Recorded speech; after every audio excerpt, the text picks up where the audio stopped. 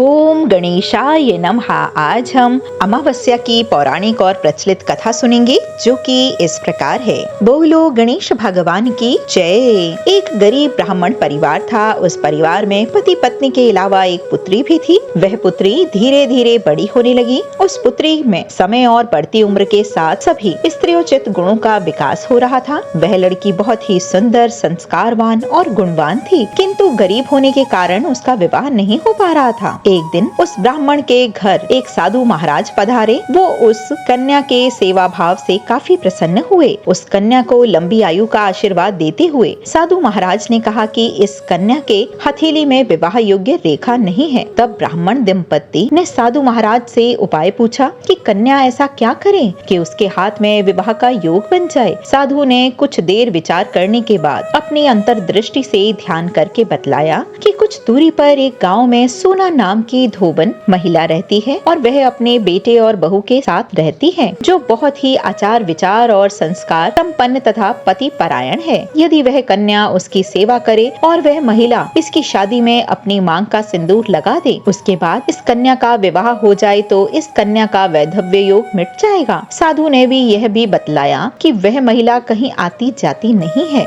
यह बात सुनकर ब्राह्मणी ने अपनी बेटी से धोबन की सेवा करने की बात की। अगले दिन कन्या प्रातः काल ही उठकर सोना धोबन के घर जाकर साफ सफाई और अन्य सारे घर के काम करके वापस घर आ जाती। एक दिन सोना धोबन अपनी बहू से पूछती है कि तुम तो बहुत सुबह ही उठकर सारा काम निपटा लेती हो और पता भी नहीं चलता। बहू ने कहा, माँ जी, मैं तो सोचा करती थी कि आप ही सुबह उठकर सारा काम खुद ही खत्म कर लेती हैं। मैं तो देर से उठती हूँ। इस पर दोनों सास बहू निगरानी करने लगी कि कौन है जो सुबह ही घर का सारा काम करके चला जाता है। कई दिनों के बाद धोबन ने देखा कि एक कन्या मुंह अंधेरे घर में आती है और सारे घर का काम करने के बाद चली जाती है। जब वह जाने लगी तो सोना धोबन उसके पैरों पर गिर पड़ी और पूछने लगी कि आप कौन हैं और इस प्रकार छुपकर मेरे घर की चाकरी क्यों करती हैं। तब कन्या ने साधु द्वारा कही गई सारी बात बतला दी। सोना धोबन पति परायण थी, उसमें तेज था। वह तैयार हो गई। सोना धोबन के पति